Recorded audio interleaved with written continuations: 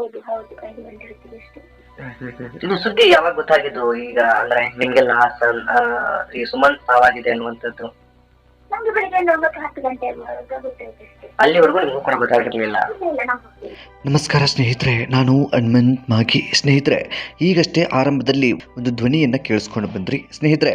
ಅದು ಒಂದು ಹೆಣ್ಣು ಮಗಳು ಮಾತನಾಡಿರುವಂಥ ಧ್ವನಿ. ಬದಲಿಗೆ ಸಾಕ್ಷಿ ಆಧಾರಗಳು ಗುಪ್ತವಾಗಿ ಇರಬೇಕು ಅನ್ನೋ ಕಾರಣದಿಂದಾಗಿ ಆ ಧ್ವನಿಯನ್ನು ಕೂಡ ಬದಲಾಯಿಸಿ ನಿಮ್ಮ ಮುಂದೆ ಇಟ್ಟಿದ್ದೇನೆ. ಅಂತಂದರೆ ಈಗ ಸುಮಂತ್ ಸಾವಿಗೆ ಮತ್ತೊಂದು ಮಹಿಳೆ ಈ ಒಂದು ಕೇಸಲ್ಲಿ ಇದೀಗ ಎಂಟ್ರಿ ಆಗಿದ್ದಾರೆ. ಅಂದರೆ ನಾವು ಕೂಡ ಗಮನಿಸಿದ್ವಿ ಅನ್ನುವ ರೀತಿಯಲ್ಲಿ, ಅಥವಾ ನಮ್ಮ ಕುಟುಂಬ ಗಮನಿಸ್ತಿತ್ತು, ಅದನ್ನು ನಿಮ್ಮ ಮುಂದೆ ಇಡ್ತಾ ಇದ್ದೀವಿ. ಈಗಾಗಲೇ ಸಾಕಷ್ಟು ಮಾಹಿತಿಯನ್ನು ಕೂಡ ನಾವು ಹಂಚಿಕೊಂಡು ಬಿಟ್ಟಿದ್ದೀವಿ. ಪೊಲೀಸ್ ಇಲಾಖೆ ಈಗಾಗಲೇ ನಮ್ಮನ್ನು ಕೂಡ ತನಿಖೆ ಮಾಡಿಬಿಟ್ಟಿದೆ. ಅಂದರೆ ನಮ್ಮ ಕುಟುಂಬಕ್ಕೆ ಸಂಬಂಧಪಟ್ಟ ಹಾಗೆ ಮಾಹಿತಿಯನ್ನು ಅಥವಾ ಆ ಒಂದು ಸಂದರ್ಭದಲ್ಲಿ ಆದಂಥ ಘಟನೆಯನ್ನು ಈಗಾಗಲೇ ಪೊಲೀಸ್ ಇಲಾಖೆ ಕಲೆ ಹಾಕಿದೆ ಅನ್ನುವ ರೀತಿಯಲ್ಲಿ ಮಾಹಿತಿಯನ್ನು ಕೂಡ ಹಂಚಿಕೊಂಡು ಬಿಟ್ಟಿದ್ದಾರೆ. ಆ ಮಹಿಳೆ ವಿಚಾರವನ್ನು ಹೊರತುಪಡಿಸಿ ನಾವೆಲ್ಲರೂ ಕೂಡ ಇಲ್ಲಿ ಗಮನಿಸಲೇಬೇಕಾಗಿರುವಂಥ ವಿಷಯ ಏನು ಅಂತಂದರೆ, ಸುಮಂತ್ ಸಾವಿಗೆ ನ್ಯಾಯ ಬೇಕಾಗಿದೆ. ಸೊ ಈಗ ಗುಪ್ತವಾಗಿ ತನಿಖೆ ಅಂಥದ್ದೇನಾದರೂ ನಡೀತಾ ಇದ್ದರೆ ಅದಕ್ಕೆ ನಾವು ಯಾರೂ ಕೂಡ ಡಿಸ್ಟರ್ಬ್ ಮಾಡುವಂಥ ಅವಶ್ಯಕತೆ ಇರೋದಿಲ್ಲ. ಹಾಗಾಗಿ ಈ ವಿಚಾರಕ್ಕೆ ಸಂಬಂಧಪಟ್ಟ ಹಾಗೆ ಆ ಮಹಿಳೆಯು ಕೂಡ ಹೇಳಿರುವಂಥದ್ದು ಸ್ಪಷ್ಟವಾಗಿ, ಈ ಮಾಹಿತಿಯನ್ನು ಎಲ್ಲೂ ಕೂಡ ಹಂಚ್ಕೊಳ್ಳೋದಕ್ಕೆ ಹೋಗಬೇಡಿ, ಅಥವಾ ನಾವು ಮಾತನಾಡಿರುವಂಥದ್ದನ್ನ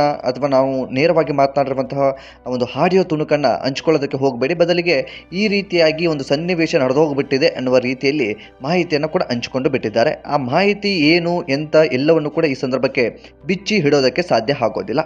ಕಾರಣ ಸುಮಂತ್ ಸಾವಿನ ತನಿಖೆ ನಡೀತಾ ಇರುವ ಕಾರಣದಿಂದಾಗಿ ಅದು ಏನು ತನಿಖೆ ಆಗ್ತಾ ಇರುವಂಥದ್ದು ಅದು ಯಾರಿಗೂ ಕೂಡ ಗೊತ್ತಿಲ್ಲದೆ ಇರುವಂಥ ವಿಚಾರ. ಹಾಗಾಗಿ ಈ ಒಂದು ವಿಷಯವನ್ನು ಗುಪ್ತವಾಗಿ ಇಡ್ತಾ ಇದ್ದೇವೆ. ಈ ವಿಷಯಕ್ಕೆ ಸಂಬಂಧಪಟ್ಟ ಹಾಗೆ ನಾನು ಒಂದು ಕ್ಲಾರಿಟಿಯನ್ನು ಕೂಡ ಕೊಟ್ಟು ಬಿಡಬೇಕಾಗಿತ್ತು. ಹಾಗಾಗಿ ಸುಮಂತ್ ಸಾವಿನಲ್ಲಿ ತನಿಖೆ ಅಂಥದ್ದೆಲ್ಲವೂ ಕೂಡ ನಡೀತಾ ಇದೆ ಅನ್ನೋದು ಸ್ಪಷ್ಟವಾಗಿ ಈಗ ಗೊತ್ತಾಗ್ತಾ ಇರುವಂಥದ್ದು. ಎಷ್ಟು ದಿನಗಳ ಕಾಲ ನಾವೆಲ್ಲರೂ ಕೂಡ ಪೊಲೀಸ್ ಇಲಾಖೆಯ ವಿರುದ್ಧ ಆಕ್ರೋಶವನ್ನು ಕೂಡ ವ್ಯಕ್ತಪಡಿಸ್ತಾ ಇದ್ವಿ. ಏನು ತನಿಖೆ ಮಾಡ್ತಾ ಇದ್ದಾರೆ, ಯಾವ ತನಿಖೆ ಮಾಡ್ತಾ ಇದ್ದಾರೆ, ಎಲ್ಲೋಯ್ತು ತನಿಖೆ ವಿಚಾರ.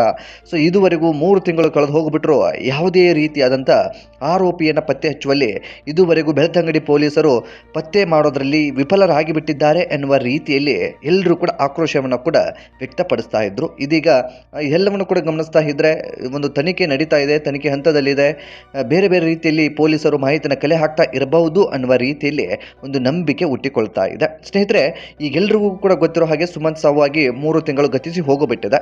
ಆದರೂ ಕೂಡ ಇನ್ನೂವರೆಗೂ ಸುಮಂತ್ ಸಾವಿಗೆ ನ್ಯಾಯ ದೊರಕಿಲ್ಲ ಅನ್ನೋದು ಒಂದು ದೊಡ್ಡ ನೋವಿನ ಸಂಗತಿ ಅಂತ ಹೇಳಿದ್ರು ಕೂಡ ತಪ್ಪಾಗ್ಲಿಕ್ಕಿಲ್ಲ. ಸ್ನೇಹಿತರೆ, ನಾವೆಲ್ಲರೂ ಕೂಡ ಈ ಸಂದರ್ಭಕ್ಕೆ ಮತ್ತೆ ಒಂದು ಬಾರಿ ಈ ಸುಮಂತ್ ವಿಚಾರವನ್ನು ಮೆಲುಕು ಹಾಕಲೇಬೇಕು. ಅದೆಷ್ಟೋ ಜನ ಈ ಕೇಸ್ಗೂ ಕೂಡ ನ್ಯಾಯ ಸಿಗೋದಿಲ್ಲ ಅನ್ನುವಂಥ ರೀತಿಯಲ್ಲಿ ನಿಟ್ಟುಸಿರು ಬಿಡ್ತಾ ಇದ್ದಾರೆ. ಸ್ನೇಹಿತರೆ, ನಾವು ಈ ಒಂದು ಸಂದರ್ಭದಲ್ಲಿ ಎಲ್ಲ ಒಂದಿಷ್ಟು ಹಿಂದೆ ನಡೆದಿರುವಂಥ ಘಟನೆಯನ್ನು ಒಂದಿಷ್ಟು ಮರುಕಳಿಸ್ತಾ ಹೋಗೋಣ ಅಥವಾ ನೆನಪಿಸ್ಕೊಳ್ತಾ ಹೋಗೋಣ. ಕಾರಣ ಇಷ್ಟೇ, ಯಾರೂ ಕೂಡ ಕೇಸ್ನ ಮರೆತು ಹೋಗಬಾರ್ದು ಮತ್ತು ಈ ಸುಮಂತ್ ಸಾವಿಗೆ ನ್ಯಾಯ ಬೇಕು ಅನ್ನುವಂಥ ಧ್ವನಿ ಕೇಳ್ತಾನೆ ಇರಬೇಕು. ಈ ಕುರಿತಾಗಿ ಪ್ರತಿ ಕ್ಷಣ ಪ್ರತಿ ದಿನ ಎಲ್ಲವೂ ಕೂಡ ಧ್ವನಿ ಎತ್ತುವಂತೆ ಆಗಬೇಕು ಅನ್ನೋ ಕಾರಣದಿಂದಾಗಿ ಮತ್ತೆ ಆ ಹಿಂದೆ ನಡೆದಿರುವಂತಹ ಸನ್ನಿವೇಶವನ್ನು ಅಥವಾ ಆ ಹಿಂದೆ ನಡೆದಿರುವಂಥ ಘಟನೆ ಅಥವಾ ಆ ದುರಂತವನ್ನು ಈ ಸಂದರ್ಭದಲ್ಲಿ ನೋಡ್ತಾ ಹೋಗೋಣ. ಸ್ನೇಹಿತರೆ, ನೀವೇನಾದರೂ ನಮ್ಮ ಚಾನಲ್ನ ಸಬ್ಸ್ಕ್ರೈಬ್ ಮಾಡಿಕೊಳ್ಳದೆ ವಿಡಿಯೋವನ್ನು ಗಮನಿಸ್ತಾ ಇದ್ದರೆ ಈ ಕೂಡಲೇ ಸಬ್ಸ್ಕ್ರೈಬ್ ಮಾಡಿ. ಹೆಚ್ಚಿನ ವಿಡಿಯೋಗಳಿಗಾಗಿ ಬೆಲ್ ಐಕನ್ ಕೂಡ ಕ್ಲಿಕ್ ಮಾಡಿಕೊಳ್ಳಿ. ಸ್ನೇಹಿತರೆ, ಇನ್ನು ನೇರವಾಗಿ ವಿಷಯಕ್ಕೆ ಬಂದುಬಿಡೋಣ. ಸ್ನೇಹಿತರೆ, ನಿಮ್ಮೆಲ್ಲರಿಗೂ ಕೂಡ ಗೊತ್ತಿರೋ ಹಾಗೆ ಸುಮಂತ್ ಸಾವಾಗಿ 3 ತಿಂಗಳು ಕಳೆದು ಹೋಯಿತು. 3 ತಿಂಗಳ ಹಿಂದೆ ಅಂದರೆ ಜನವರಿ ಎಂದು ನಡೆದಂತಹ ಒಂದು ದುರಂತ ಇದು. ಧನು ಪೂಜೆಗೆಂದು ಸುಮಂತ್ ಬೆಳಗಿನ ಜಾವ 5 ಗಂಟೆಯ ಆಸುಪಾಸಿನಲ್ಲಿ ಪೂಜೆಗೆಂದು ಆಗಷ್ಟೇ ಸ್ನಾನ ಮಾಡಿ ಹೊರಟಿರ್ತಾನೆ. ತನ್ನ ಸೈಕಲ್ ಮತ್ತು ಆ ಒಂದು ಮನೆಗೆ ಇರುವಂಥ ದೂರ ಹೆಚ್ಚಾಗಿರೋದ್ರಿಂದ ಮತ್ತು ಸೈಕಲ್ ಮನೆ ಬಳಿಗೆ ತೆಗೆದುಕೊಂಡು ಹೋಗೋದಕ್ಕೆ ಅವಕಾಶ ಆ ಸಂದರ್ಭದಲ್ಲಿ ಅಥವಾ ಆ ಒಂದು ಏರಿಯಾದಲ್ಲಿ ಇಲ್ಲದೆ ಇರುವ ಕಾರಣದಿಂದಾಗಿ ಆ ಮಗು ಇಲ್ಲಿವರೆಗೂ ಆ ಸೈಕಲ್ನ ಓಡಿಸ್ಕೊಂಡು ಬರೋದಕ್ಕೆ ಸಾಧ್ಯನೋ ಅಲ್ಲಿವರೆಗೂ ಓಡಿಸ್ಕೊಂಡು ಬಂದು ಅಲ್ಲಿ ಸ್ಟಾಪ್ ಮಾಡಿಬಿಟ್ಟು ಸೈಕಲ್ಗೆ ಬೀಗ ಹಾಕಿ ಮತ್ತೆ ಮನೆಗೆ ಬರ್ತಾ ಇದ್ದ. ನಂತರ ಅದೇ ರೀತಿಯಾದಂಥ ದಿನಚರಿಯೂ ಕೂಡ ಇರ್ತಾ ಇತ್ತು.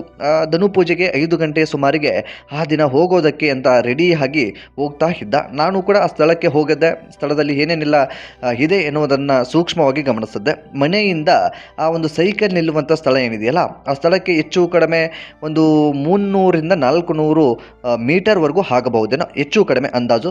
ಪರ್ಫೆಕ್ಟಾಗಿ ಇದೇ ರೀತಿ ಅಂತ ಹೇಳೋದಕ್ಕೆ ಆಗೋದಿಲ್ಲ. ಯಾಕೆಂತಂದರೆ ಅಲ್ಲಿ ಬೇರೆ ಬೇರೆ ಬೇರೆ ರೀತಿಯಾದಂಥ ದಾರಿಗಳಿದ್ದಾವೆ. ತೋಟವನ್ನು ಸುತ್ತಾಕೊಂಡು ಹೋಗ್ಬಿಟ್ರೆ ಇನ್ನೂ ಸ್ವಲ್ಪ ದೂರ ಆಗಬಹುದು, ಅಥವಾ ತೋಟದ ಮಧ್ಯದಲ್ಲಿ ಓಡಾಡ್ಕೊಂಡು ಹೋಗ್ಬಿಟ್ರೆ, ಅಥವಾ ತೋಟದ ಮಧ್ಯದಲ್ಲಿ ಹೋಗ್ಬಿಟ್ರೆ ಸಮೀಪವೂ ಕೂಡ ಆಗಬಹುದು. ಒಟ್ಟು ಈ ರೀತಿಯಾದಂತಹ ಒಂದು ಅಂದಾಜು ಇರುವಂಥದ್ದು.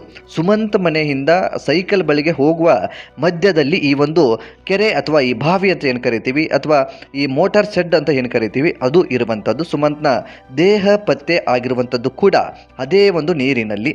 ಹಾಗಾಗಿ ಸುಮಂತ್ ಮನೆಯಿಂದ ಹೋದಂಥ ಸಂದರ್ಭದಲ್ಲಿ ರಸ್ತೆ ಮಧ್ಯದಲ್ಲೇ ಈ ಒಂದು ದುರಂತ ನಡೆದಿದೆ ಅನ್ನೋದು ಸ್ಪಷ್ಟವಾಗಿ ಸ್ಥಳಕ್ಕೆ ಹೋದಂಥ ಸಂದರ್ಭದಲ್ಲಿ ಗೊತ್ತಾಗಿರುವಂಥದ್ದು. ಸುಮಂತ್ ನಡ್ಕೊಂಡು ಹೋಗಬೇಕಾದಂಥ ದಾರಿಯಲ್ಲಿ ಹನಿ ಹನಿಯಾಗಿ ಒಂದಿಷ್ಟು ರಕ್ತದ ಸ್ರಾವ ಅಥವಾ ರಕ್ತ ಬಿದ್ದಿರುವಂಥ ಕಲೆಯೂ ಕೂಡ ಅಲ್ಲಿನ ಸ್ಥಳೀಯರು ಗಮನಿಸ್ತಾರೆ. ಸ್ಥಳೀಯರು ಗಮನಿಸಿದ ಬಳಿಕ ಸುಮಂತ್ನ ಹುಡುಕಾಟ ಅಂಥದ್ದೆಲ್ಲದಕ್ಕೂ ಕೂಡ ಒಂದು ತಾತ್ಕಾಲಿಕವಾಗಿ ಅಂತ್ಯ ಸಿಕ್ಕಿಬಿಡುತ್ತೆ. ಇಲ್ಲಿ ರಕ್ತ ಬಿದ್ದಿದೆ, ಏನೋ ಆಗಿರಬಹುದು ಅನ್ನುವ ರೀತಿಯಲ್ಲಿ ಎಲ್ಲರೂ ಕೂಡ ಊಹೆ ಮಾಡಿಕೊಳ್ತಾರೆ. ಅದಾದ ಬಳಿಕ ಸ್ಥಳೀಯರು ಪೊಲೀಸರಿಗೆ ಮಾಹಿತಿಯನ್ನು ಕೂಡ ಕೊಟ್ಟು ಬಿಡ್ತಾರೆ. ಪೊಲೀಸರು ಬಂದಂಥ ಸಂದರ್ಭದಲ್ಲಿ ಅಥವಾ ಆ ಸ್ಥಳವನ್ನು ಪರಿಶೀಲನೆ ಮಾಡಿದಂಥ ಸಂದರ್ಭದಲ್ಲಿ ಸುಮಂತ್ ಮಿಸ್ಸಿಂಗ್ ಆಗಿರುವಂಥ ವಿಚಾರ, ಸುಮಂತ್ ಇದೇ ಕೆರೆಯಲ್ಲಿ ಯಾರೋ ಕೊಲೆ ಮಾಡಿ ಎಸ್ದು ಹೋಗಿರಬಹುದು ಅನ್ನುವ ರೀತಿಯಲ್ಲಿ ಅನುಮಾನಗಳು ಕೂಡ ಹುಟ್ಟಿಕೊಳ್ಳುತ್ತೆ. ಆಗ ಪೊಲೀಸ್ ತಂಡ ಬಂದಿರುತ್ತೆ. ಪೊಲೀಸ್ ತಂಡ ಅದೇನೇನೆಲ್ಲ ಕ್ರಿಯೆಗಳನ್ನು ಅಥವಾ ಹುಡುಕಾಟಕ್ಕೆ ಏನೇನೆಲ್ಲ ಸಿದ್ಧತೆಯನ್ನು ಮಾಡ್ಕೊಳ್ಬೇಕಿತ್ತು ಎಲ್ಲವನ್ನು ಕೂಡ ಮಾಡ್ಕೊಳ್ತಾರೆ. ಅದಾದ ಬಳಿಕ ಸುಮಂತ್ನ ದೇಹವನ್ನು ಮೇಲೆ ತೆಗೆಯೋದಕ್ಕೆ ಯಶಸ್ವಿ ಹಾಗೆ ಬಿಡ್ತಾರೆ. ಆಗ ಕುಟುಂಬದವರಿಗೆ ಒಂದು ಕ್ಷಣ ನಾವು ಭ್ರಮೆಯಲ್ಲಿ ಇದ್ದೀವಾ ಅಥವಾ ಇದು ನಿಜಾನ ಅನ್ನುವಂಥ ಒಂದು ಪ್ರಶ್ನೆ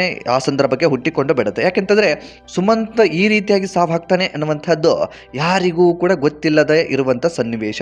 ಯಾರೂ ಕೂಡ ಊಹೆಯನ್ನು ಮಾಡಿಕೊಂಡಿರಲಿಲ್ಲ. ಸುಮಂತ್ಗೆ ಸಂಬಂಧಪಟ್ಟ ಹಾಗೆ ಯಾರ ಜೊತೆಯೂ ಕೂಡ ಸುಮಂತ್ನ ಕುಟುಂಬ ಆಗಿರ್ಬೋದು, ಸುಮಂತ್ ಆಗಿರ್ಬೋದು, ಯಾರು ವೈಮನಸ್ಸು ಕೂಡ ಇಟ್ಕೊಂಡಿರಲಿಲ್ಲ. ಆದರೂ ಕೂಡ ಸುಮಂತ್ ಈ ರೀತಿಯಾಗಿ ಪತ್ತೆ ಆಗೋದಕ್ಕೆ ಹೇಗೆ ಕಾರಣ ಅನ್ನುವಂಥದ್ದು ಒಂದು ಪ್ರಶ್ನೆ ಹಾಗೆ ಬಿಡುತ್ತೆ. ಬಹುತೇಕ ಅಲ್ಲಿ ಸುಮಂತ್ ಕಾಲು ಜಾರಿ ಬಿದ್ದಿದ್ರೆ ಈ ರೀತಿಯಾಗಿ ರಕ್ತಸ್ರಾವ ಅಲ್ಲಿ ಒಂದು ಹನಿ ಇಲ್ಲೊಂದು ಹನಿ ಹೇಗೆ ಬೀಳೋದಕ್ಕೆ ಸಾಧ್ಯ ಎನ್ನುವಂಥ ಪ್ರಶ್ನೆ ಅಂಥದ್ದೆಲ್ಲವೂ ಕೂಡ ಹುಟ್ಕೊಂಡು ಬಿಡುತ್ತೆ. ಅದಾದ ಬಳಿಕ ಪೊಲೀಸರು ಮೊದಲು ಅಸಹಜ ಸಾವು ಅಂತ ಅಂದ್ಕೊಂಡಿರ್ತಾರೆ. ಈ ಒಂದು ಸುಮಂತ್ನ ತಲೆಯ ಮೇಲೆ ಆದಂತಹ ಕೆಲವೊಂದಿಷ್ಟು ಗಾಯ ಅಂಥದ್ದೆಲ್ಲವನ್ನು ಕೂಡ ಗಮನಿಸಿದ ಬಳಿಕ ಸುಮಂತ್ನ ಕೊಲೆ ಮಾಡಿ ಎಸ್ದು ಹೋಗಿರಬಹುದು ಅನ್ನುವ ರೀತಿಯಲ್ಲಿ ಕೊಲೆ ಪ್ರಕರಣವಾಗಿ ಈ ಒಂದು ಕೇಸನ್ನು ದಾಖಲಿಸಿಕೊಂಡು ಬಿಡ್ತಾರೆ. ಆ ನಿಟ್ಟಿನಲ್ಲಿ ಸುಮಂತ್ ಸಾವಿನ ತನಿಖೆ ಆರಂಭವಾಗುತ್ತೆ. ಸುಮಂತ್ನ ಸಾವಿನ ತನಿಖೆಗೆ ಆದಷ್ಟು ಬೇಗ ನ್ಯಾಯ ಸಿಗುತ್ತೆ ಅನ್ನುವಂಥ ಭರವಸೆಯನ್ನು ಎಲ್ಲರೂ ಕೂಡ ಇಟ್ಕೊಂಡು ಬಿಟ್ಟಿದ್ರು. ಆದರೆ ದುರಂತ ಅಂತಂದರೆ ನಮ್ಮ ವ್ಯವಸ್ಥೆಗಳು ಅದು ಏಕೆ ಈಗ ಆಗಿಬಿಟ್ಟಿದ್ದಾವೆ ಅನ್ನುವಂತಹ ಪ್ರಶ್ನೆ ಕಾಡುತ್ತೆ. 3 ತಿಂಗಳು ಕಳೆದರೂ ಕೂಡ ಇದುವರೆಗೂ ಮೇಲ್ನೋಟಕ್ಕೆ ನಾವು ನೀವುಗಳೆಲ್ಲರೂ ಕೂಡ ಗಮನಿಸುವ ಹಾಗೆ ಸುಮಂತ್ ಸಾವಿಗೆ ಯಾವುದೇ ರೀತಿಯಾದಂಥ ಆರೋಪಿಯ ಪತ್ತೆ ಆಗಿಲ್ಲ. ಬಹುತೇಕ ಒಂದು ಆ ಸಂದರ್ಭಕ್ಕೆ ಬೈಕ್ ಹೋಗಿತ್ತು ಅನ್ನುವಂತಹ ಮಾಹಿತಿ ಅಂಥದ್ದೆಲ್ಲವೂ ಕೂಡ ಸಿಗ್ತಾ ಇದೆ. ಅದಾದ ಬಳಿಕ ಯಾವುದೋ ಒಂದು ಬೈಕು ಮತ್ತೆ ರಾತ್ರಿ ಸಮಯದಲ್ಲಿ ಸುಮಂತ್ ಮನೆಯ ಕಡೆಗೆ ಬಂದಿತ್ತು ಅನ್ನುವ ರೀತಿಯಲ್ಲೂ ಕೂಡ ಮಾಹಿತಿ ಸಿಗ್ತಾ ಇದೆ.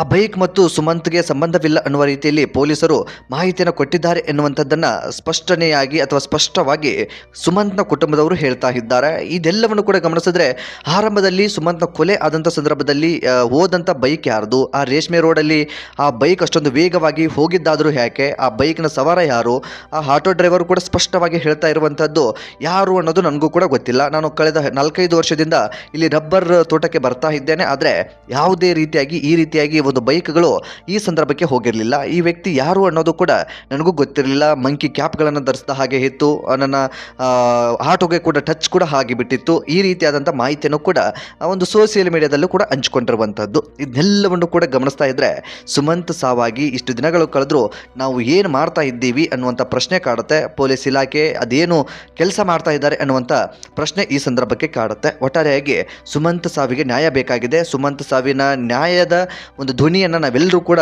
ಪ್ರತಿದಿನ ಎತ್ತಬೇಕಾಗಿದೆ, ಪ್ರತಿದಿನ ಇದರ ಬಗ್ಗೆ ಮಾತನಾಡಬೇಕಾಗಿದೆ. ಆ ಸಂದರ್ಭದಲ್ಲಿ ಮಾತ್ರ ಇಲಾಖೆಗಳು ಎಚ್ಚೆತ್ತುಕೊಂಡು ಕೆಲಸವನ್ನು ಮಾಡೋದಕ್ಕೆ ಸಾಧ್ಯ ಅನ್ನುವಂಥದ್ದು.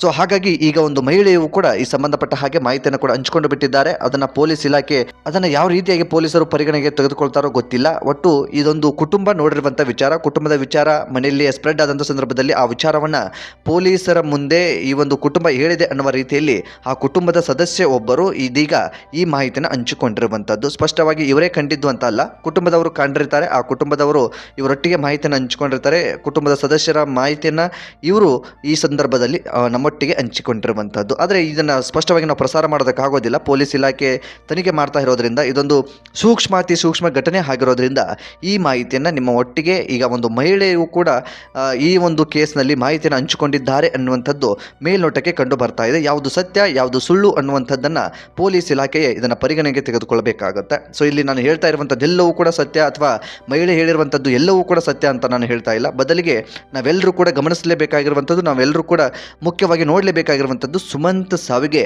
ನ್ಯಾಯ ಬೇಕು ಅನ್ನುವಂಥದ್ದನ್ನು. ಸೊ ಹಾಗಾಗಿ ಈ ವಿಷಯವನ್ನು ನಿಮ್ಮೊಟ್ಟಿಗೆ ಹಂಚಿಕೊಂಡಿದ್ದೇನೆ. ಸಾಧ್ಯವಾದರೆ ಈ ವಿಡಿಯೋನ ನಿಮ್ಮ ಫ್ರೆಂಡ್ಸ್ ಹಾಗೂ ಫ್ಯಾಮಿಲಿಗೂ ಕೂಡ ಶೇರ್ ಮಾಡಿ. ನೀವೇನಾದರೂ ನಮ್ಮ ಚಾನಲ್ನ ಸಬ್ಸ್ಕ್ರೈಬ್ ಮಾಡಿಕೊಳ್ಳದೆ ವಿಡಿಯೋವನ್ನು ಗಮನಿಸಿದ್ರೆ ಈ ಕೂಡಲೇ ಸಬ್ಸ್ಕ್ರೈಬ್ ಮಾಡಿ. ಹೆಚ್ಚಿನ ವಿಡಿಯೋಗಾಗಿ ಬೆಲ್ ಐಕನ್ ಕೂಡ ಕ್ಲಿಕ್ ಮಾಡಿಕೊಳ್ಳಿ. ಮತ್ತು ಮುಂದಿನ ವಿಡಿಯೋದಲ್ಲಿ ಸಿಗೋಣ. ನಮಸ್ಕಾರ.